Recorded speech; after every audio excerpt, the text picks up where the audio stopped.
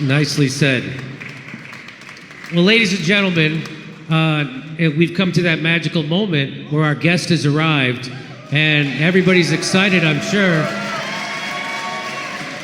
The most censored man in all of social media, the man who is he is like Kreskin in a soothsayer. Everything he says at some point comes true. He's about 10.5 million times more accurate than CNN, MSNBC, Fox News, and New York Times. Let's hear it for the one and the only Alex Jones is here, ladies and gentlemen.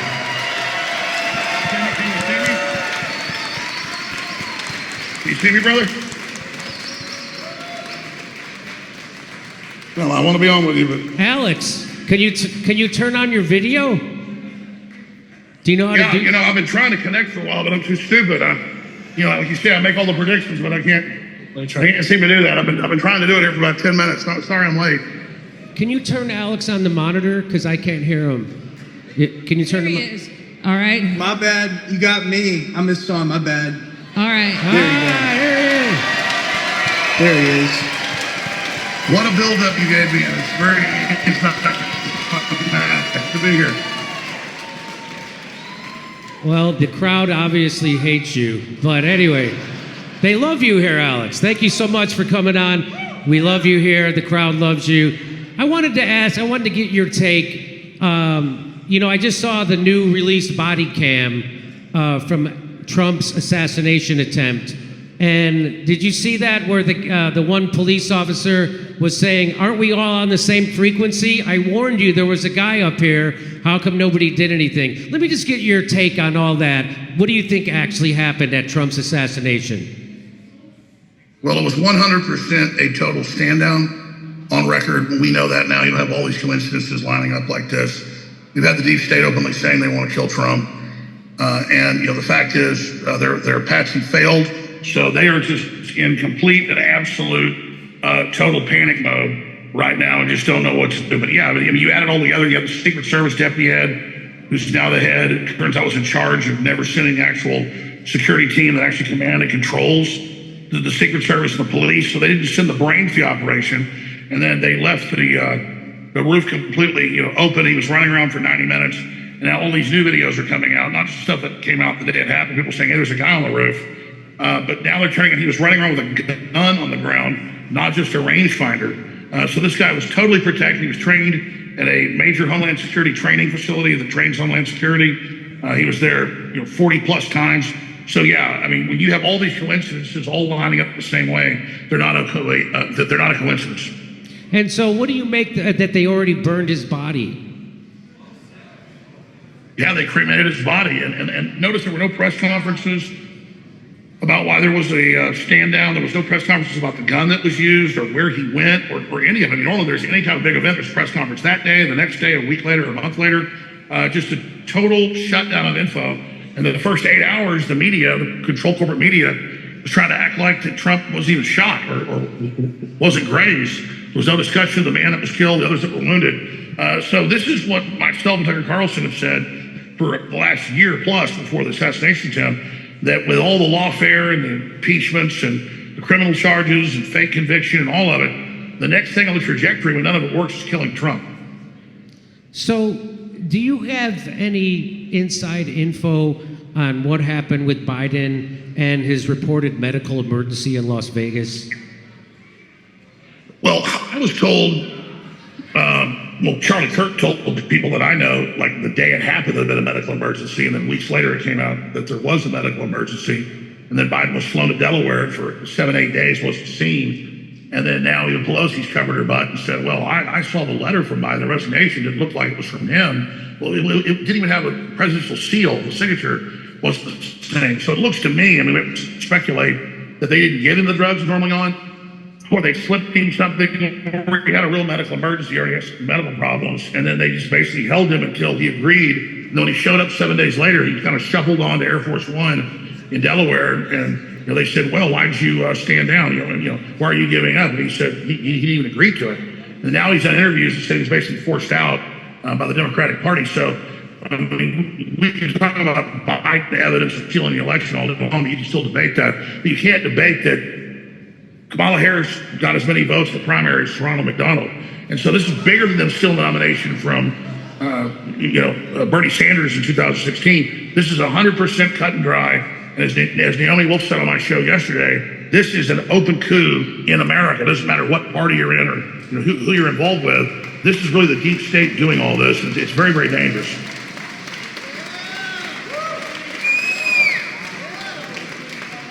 So now, when Trump actually was president, it seems to me he didn't do many of the things he said he was going to do. He didn't give everybody health care he said he would. He didn't bring back jobs to America like he said he would.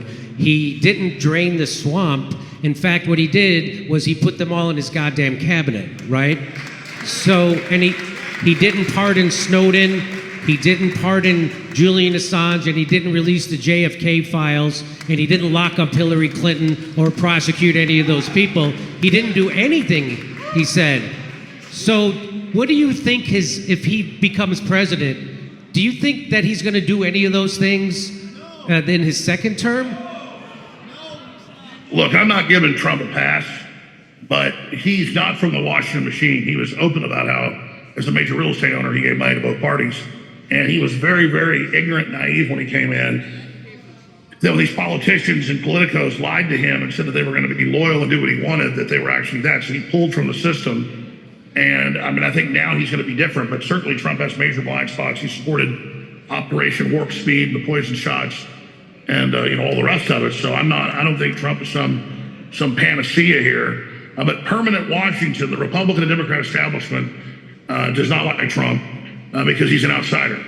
Nixon had big problems, but the system got rid of him because he tried to be president. And so the permanent bureaucracy doesn't like presidents, they're actually presidents. They like puppets, like a Biden who doesn't even know what planet he's on. So they can do whatever they want and then just use a front man, kind of an empty suit as a placeholder. Now Kamala Harris is a perfect example of that. So I don't think people worships Trump. I didn't believe the whole Q thing, that he was invincible, and there's all these good guys in government. I think we're in a latter stage of the decay of an empire right now. And I do think Trump is better on cutting back on war than the Democrats and the neocons. So because of that, I overall support Trump. So don't you think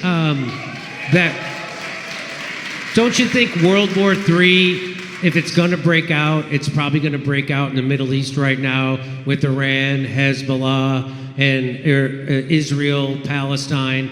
And Trump just gave a speech yesterday or today where he said he thinks we should expand Israel. Now, I remember watching videos of you after 9/11 saying the United States being joined at the hip with Israel is going to lead us into World War III, and here we are. So don't you think, even though Trump didn't start a war when he was president, which he's the only president in my lifetime that didn't, but aren't you afraid he's going to lead us into World War III in the Middle East because of his over-the-top rhetoric? Yeah, I'm disappointed in Trump and his carte blanche support of Israel. I'm never an anti-Israel guy. I think it's just another corrupt government. And I certainly don't support Hamas and Hezbollah and Iran. It's all just, terrible. It's like just asking what porta potty I want to eat out of, I don't want to eat. If I'm shown 20 porta potties, and which one do you want to choose? I don't like any of them. I hate to use an analogy like that, but Trump's slavish support of Netanyahu is dangerous. And people say, well, wait, Alex is a big Israel supporter, but he also has criticized Israel a lot. No, I'm just not anti-Israel. It's like I'm not anti-America. I don't like the corrupt government we've got. I think Trump's better on Ukraine, but he has been slavish on this situation with the ongoing bombing of Gaza. So, I've been against that from day one. I said Israel can carpet bomb the whole place and maybe win, but it's a Pyrrhic victory because they're going to lose in public opinion. And again, Israel founded Hamas, and then you've got Israel standing down. Netanyahu is extremely unpopular. He's able to stay in there because of this war. And so I don't want to have World War III just so Netanyahu can stay in power. And I think we're right on the verge of it. So it's a dangerous situation. Well, Alex, I wanted to ask you, do you have any inside info they're ramping up their fear-mongering again about COVID and monkeypox. So do you have any other insight on any of the incoming deep state plans that we're in for? Yeah, I mean, I do, because they always telegraph what they're going to do beforehand. And so they said we'll have another pandemic. So they're trying bird flu, monkeypox, any amount of fear they can for control. They want to pass the UN treaty and take control of our bodies and you know, all the rest of it. And as bad as Trump was on COVID, he's been better on, you know, saying you should have a right to not take the shots. And he was, you know, against the lockdowns once we got into the middle of it. But yeah, I mean, so much of inside info is just watching the establishment corporate media pre-program what's coming. But I was told last year by TSA and Border Patrol folks I talked to, they were told they were going to try to bring back a new pandemic and that whole hysteria. And so now they're trying it. The good news is people aren't buying into it. Again, NATO backed this incursion into Russia proper 12 days ago. That's insane. They're moving heavy weapons and sonic missiles up the border. I think that could be even a bigger trigger for World War III than Israel. So we've kind of got twin threats going on there. And so do you fear that if Trump becomes president and he goes to secure the border, he's going to do it with what Whitney Webb talks about, with surveillance and facial recognition? It's going to be an electronic wall instead of an actual wall, which is just going to mean mass surveillance for everybody. Do you fear that? Yeah, I mean, Ron Paul always said when they build a wall, it's going to be to keep us in. But you already go to the airport and they try to make you face scan to get on an airplane. So this stuff's already here, and so I'm not saying we should capitulate to it, but we have to cut the incentives off to tell the world they can just come here for free and we're going bankrupt. And we have corporations want cheap labor, and you've got the different the different NGOs that are making the lion's share of the money off servicing all of these migrants. I mean, New York's going to spend $5 billion next year on these people. I mean, this is just completely insane. So it really is corporate Cloward and Piven to collapse the country. I wouldn't say it's really the communist Cloward and Piven. It's just big corporations are looting the nation, and just like they farm homeless people and never actually help them, but just, you know, siphon money off of the programs for them. That's the same thing we see happening with the border right now and all the human trafficking. So, you know, let me find it. You know, Dave Smith tweeted out today that he thought it was a mistake for, well, here he says, the problem with Trump calling the Democrats communists and Marxists, aside from being inaccurate and making him sound like a grandpa arguing in the 1940s, is the framing. He says between his position on Israel, COVID, and even his praising of the Secret Service, when Trump calls his opponents Marxists, he positions himself as a defender of the establishment, guarding against the radicals. That was never the appeal of Donald Trump. People supported him because he represented a repudiation of the Bushes, the Clintons, the Obamas, and the corporate media. He was a giant middle finger to the establishment. So do you think it's I think it's... Go ahead. I mean, I know where you're going, and I think it's very fair to say this is a more establishment Trump than we saw 8 years ago or 4 years ago.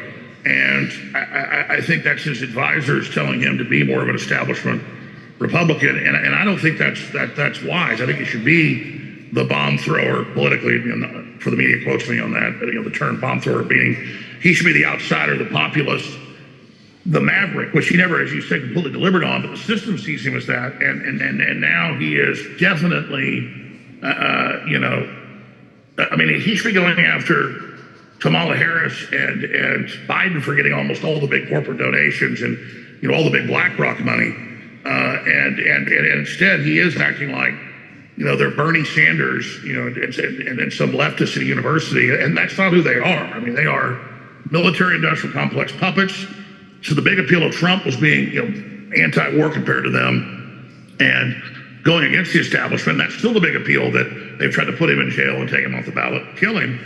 But that is being outweighed in many ways by what you're saying. And I've tried to be a big Trump supporter, but I'm not, you know, loyal opposition or whatever. I just sit there, you know, trying to, you know, talk about him, but don't criticize him. I mean, I really am concerned, and a lot of my listeners are concerned about Trump and the different turns he's made. And, you know, it seems since they almost killed him, that in ways he's even cut his rhetoric back when it comes to populism. So, but, you know, he's 78 years old. I'm surprised he's got the stamina to go through what he's gone through. I mean, he's still the maverick compared to the Democratic Party. I mean, and I think 10 years ago, you could say the Republican Party was as bad as the Democrats, blue bloods, establishment. But now the Democratic Party itself is just a psychotic kleptocracy that is a giant machine that's weaponized in the judiciary. And everything they say Trump's going to do when he gets in, persecuting people, they've already done. So they're declaring present danger. Silicon Valley, 90% supporting them. They're getting most of the big corporate donations. Trump has a few big donors, but nothing compared. And so because Trump still is backed by the populist movement and has some good instincts, I mean, I support him because the system's trying to kill him. But that said, I'm going to be a supporter so that I can put his feet to the fire on issues and, you know, try to get better policies out of him. Okay. All right. Well, Alex, I just want to say I appreciate you taking time off your evening to share it with me and my audience. Let's hear it for Alex Jones, ladies and gentlemen. Thank you, buddy. And you follow me, Real Alex Jones on that. Real Alex Jones, God bless you, love you. Okay. Well, now I think we're going to make the switch over to Rumble, right? Is that what happens now? We're going to play some commercials as we switch over? Is that what's going to happen? Somebody, yes? Is that a yes? Yes. Okay. So we're going to take a few-minute break. So if you have to go to the bathroom or something, go to the bathroom. We'll be right back in about 5 minutes. Hey, I believe in having a substantial percentage of my financial future secured with gold and silver. That's why I decided to partner with our sponsor, Colonial Metals Group. They helped me set up a safe and secured self-directed IRA where I have access to my assets no matter what the stock market, or for that matter, what the government is doing. Let the team of experts at Colonial Metals Group help you protect your family's future.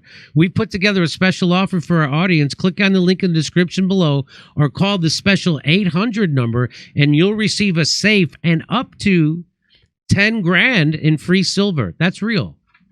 Up to, depending, but go find out. Go to colonialmetalsgroup.com/Jimmy-Dore-Show or call 888-910-1419. Hey, if you knew that the coffee you drink daily has been tainted with pesticides and chemicals, sitting in bags for months, and probably has traces of mold, would you continue to drink it? I know I wouldn't. Most of the coffee you consume is exactly that, stale, flavorless, and full of harmful substances that can have a negative effect on your health. At Rumble's 1775 coffee, they do things a little differently. Our coffee is free from harmful substances and chemicals while being pure and rich in flavor.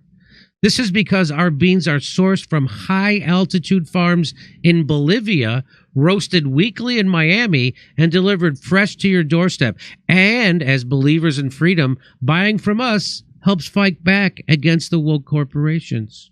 Taste the difference. Join this coffee revolution and brew rebellion with Rumble's 1775 coffee. Go to 1775coffee/Jimmy and use the code Jimmy right now and get 15% off your order.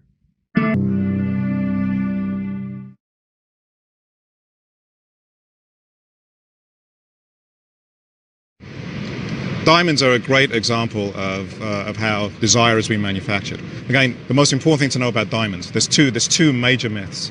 The first myth about diamonds is that diamonds are rare, and they're not. Diamonds are really common, and their value does not come from their scarcity. And the 20th century, in fact, has been the story of how diamonds have been restricted from entering the market. The second myth about diamonds is that they're connected in some intrinsic way, to love and to marriage and to courtship. And again, this is a story that was created around 1947, when a copywriter at the NWA's advertising agency in Madison Avenue, not far from here, came up with a slogan, "A diamond is forever." And the diamond is forever was an attempt to make diamonds a mass consumer item. And you say that now that the diamond is forever has been seen as being the quintessential thing an ad should live up to? Well, the Diamond is Forever has been identified by the advertising industry as the most important marketing campaign, the most effective marketing campaign of the 20th century. So people started saying, well, if I buy a diamond, the diamond means I love you. And the more I spend, I love you that much more. Is that what it was? Yeah. Well, the campaign actually had two goals. Okay. The campaign they wanted for women, they wanted to instill the idea that diamonds were a necessity for marriage and courtship. And for men, they wanted to instill the idea that the bigger the diamond, the greater the love. The problem with that is, what about all those poor, working class people who you want to get in the market, but who can't afford the really high-end ring? Mm-hmm. So they came up with this, it's absolutely brilliant strategy. They came up with this, the 2-month salary guideline. So it all becomes a relative thing. So even if you're not a millionaire, if you spend 2 months of your salary on a diamond, it means it shows how much you love the person you're going to marry. It was a brilliant strategy. I mean, they managed to convince men, some men, to go into debt to buy these worthless things that they have billions of sitting in warehouses. And De Beers was able to. And I love you so much, I'm going into debt for you and for us. Yeah. Yeah. And most probably will still be paying off the debt when they get divorced in 2 or 3 years' time. But the other idea That's of the American dream.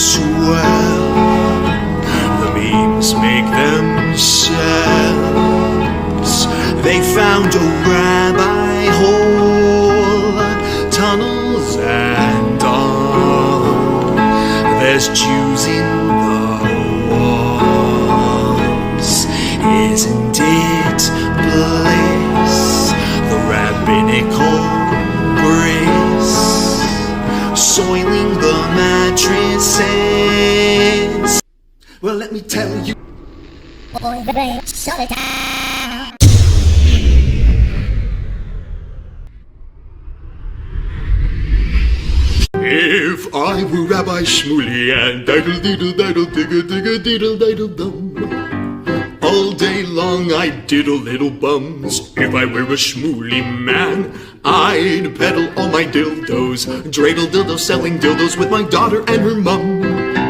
If I were a Jewish Shmuley man, I'd be digging with a dildo in my bum. I'd wear a grotesque nose and go grab some goyim right on the nipple with a pinch. A Shabbos lap dance brace for the youngest mensch. At this time, more than any other time, revolution is necessary. It is necessary. Not only based on what has happened with the MOVE organization, the babies that have been murdered, MOVE adults that have been murdered, bombs being dropped on us, but past that to what is happening with all black people, so-called minority people, money poor people, You know, this government, as has been said earlier, has waged war on us. But you know, something about us, particularly here in America, we don't really understand that. You know, we don't really know what war is. You know, for black people, for poor people, that people see as good, that they wasn't forced to do, that they didn't do to try to keep black people appeased, you know, and calm down so that black people wouldn't riot. A prison situation is a crystallized example of that. You can make phone calls in prison. They have movies in prison. But they don't have those things because they just want to be nice to prisoners. They have those things because they know damn well if they don't have, you know, people being able to contact their family, if they don't have, you know, facilities for people to sit there and watch movies, people are going to be frustrated, upset, and they're going to direct that frustration at them prison administrators. And they're going to have riots on their hands. You know, they're going to have people in them prisons turning them prisons out. That's why they have movies. That's why they have access to phones the way they do. And a stop to it when we don't like it, or encouraging it when it's something that's in our interest. You know, we have to call the shots. The people have to take the reins of this system and start dictating, you know, what we need, what needs to be done. And, you know, taking the initiative to do it ourselves. We can't rely on this system. I mean, you know, don't people see what's happening? Every single confrontation that MOVE people have been involved in, every single issue, you know, oppression, economic issues, every single issue facing our people, you know, is something that can be dealt with very, very simply. All people got to do is make their wishes known. All people have to do is stand up and say, listen, we're not accepting that. Unity is the key. Unity is the key to revolution. Revolution ain't nothing to be afraid of. It ain't nothing to shy away from. Revolution, contrary to what officials, you know, this system and those backing the officials running this system, you know, want people to believe that revolution means violence, you know, means blood in the street. I'm saying it can get to that point, but it don't have to be violent. You know, when people come together and take a strong stand on an issue, this government don't have no choice but to listen. Where you think they get their authority from?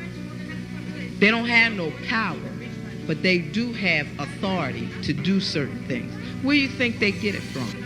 They get it from us, from the people. You know, they get it from us accepting the things that they do to be done to stop it. Then you have some people who want to then turn around and say, yeah, well, you know, it's the best we have, and want to make excuses. The time for excuses is over. It's over. You know, every man, woman, and child has to be involved in this revolution. Not only has to be, but is, whether you want to be or not.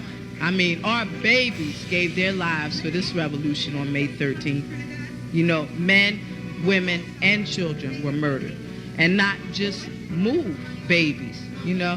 What about all of the young men, women, you know, children 8, 9 years old shot down on the street by cops, you know, by drug pushers? I mean, you know, where do you think that mentality comes from? It comes from this system, from the mentality of this system of getting over, you know, making a quick buck, you know. I'm saying that's where that needs to be done to stop it.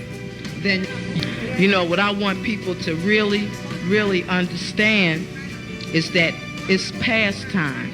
It is past time for poor people, black people, you know, to realize that this system has failed you. It has failed you. You can't get nothing from it. And what people got to do is withdraw our support from it and start doing for ourselves. That's what we got to do. You know, how long are people going to sit back and beg, you know, this government to do what's right when for hundreds of years, all you've gotten is a slap in the face. All you've gotten is this government kicking your ass. That's all. That's all black people have ever gotten from this government.